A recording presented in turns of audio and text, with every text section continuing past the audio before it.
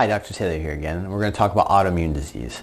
So autoimmune diseases affect over 23 million people worldwide, which is more than double that of cancer. So they're super prevalent, super common. And what we're going to do is we're going to dive into autoimmune issues, what they are, what the aggravators are. So this is going to be multiple videos covering autoimmunity, because if we did just one video, it'd be really, really long. So we'll kind of break it down and put it into categories so it's easier to kind of take in and understand. So just starting off with, what is autoimmune disease? So your immune system is there to get rid of foreign things. So your immune system sees something like bacteria, parasite, whatever it might be. Its purpose is to go and get rid of those things to keep you healthy. Now when you have an autoimmune issue, it's your body seeing itself as a foreign body and attacking it.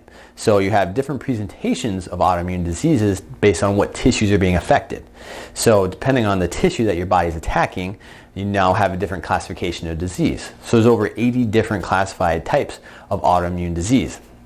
Things like MS, Hashimoto's thyroiditis, which we see a lot of in our office, type 1 diabetes, lupus, Crohn's, all these things are autoimmune issues. They're just different on what specific tissue your immune system is affecting. So what's the difference between our approach, functional medicine wise, and the traditional approach for autoimmunity? When we're looking at a person that has an autoimmune issue, we want to see what are the triggers that are affecting the immune system to be aggravated, and why is it affecting that tissue. So when we look at a person, we see, okay, this, that, and the other may be aggravating our immune system. So if we take those specific triggers away and we can support the body to heal these tissues as much as possible, we have a lot less issue autoimmune wise.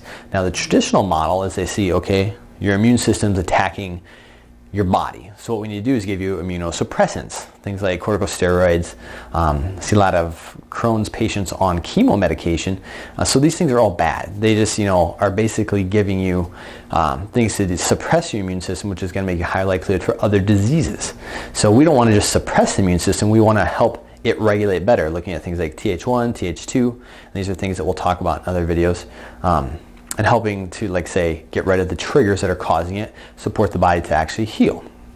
So when you're looking at autoimmune issues, you say, well, why do autoimmune diseases develop? And these are the things that we'll kind of go over quite a bit later as well. So the first thing is barrier issues. So when you're looking at a barrier, you just want to see is your skin. It's a barrier not to let things from the outside world into your body. So one of the biggest issues with autoimmune disease is intestinal barrier. So you have these, there's supposed to be tight junctions in the intestinal walls that, due to some kind of an aggravation, these tight junctions open up.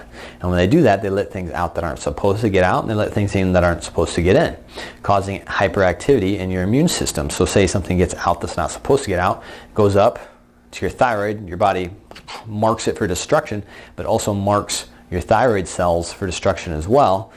Once those antigens are there, you can't take them off. You now have autoimmune Hashimoto's thyroiditis because your immune system is attacking your thyroid. So barrier issue is a big one. And we're looking at that, we're looking at leaky gut. And like I said, we'll definitely talk about that more in another video.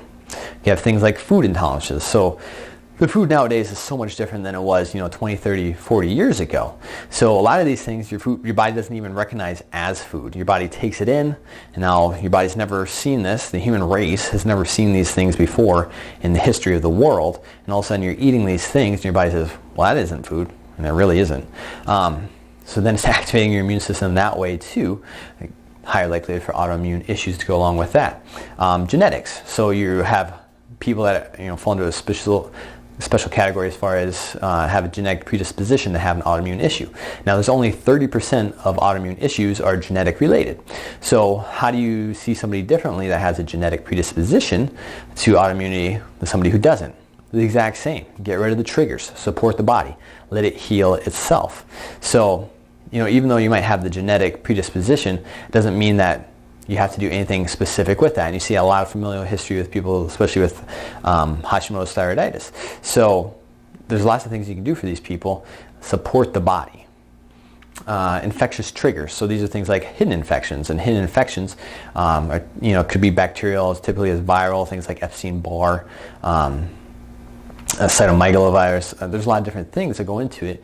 But these hidden infections over time, even though you might not have outward expression or disease, as far as expression-wise, because whenever you go to your traditional model, they want to see outward expression. They want to say you're in disease pattern. Well, you can have these things brewing in your body due to a lot of different factors that are aggravating your immune system, making it hypersensitive over time, which can lead to autoimmunity as well.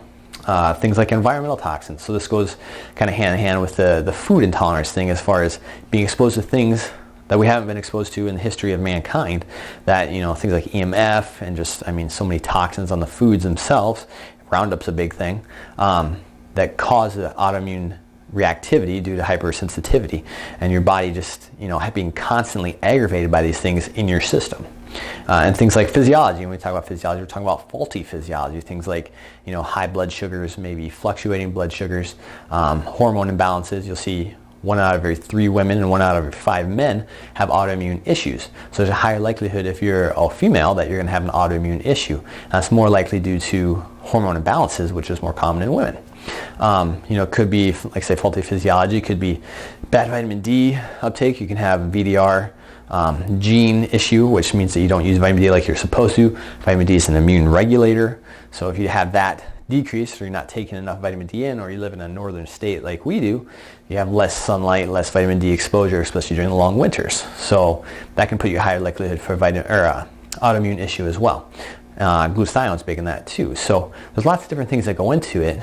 And what I want to do today is just give you an overview of the different things that go into autoimmunity. And like I say, we're going to dive into these more specifically later and hopefully make sense of it. So if you have an autoimmune issue, there's a lot that can be done. We can definitely help you support your body and function like it's supposed to. Like I say, if you're taking these corticosteroids, these chemo meds, all these things, there's long-term consequences with that too, right? So what we want to do is give you as much knowledge so that you can make a good decision for yourself and what you want and what's going to be right for you. My name is Dr. Taylor, and I hope that helps.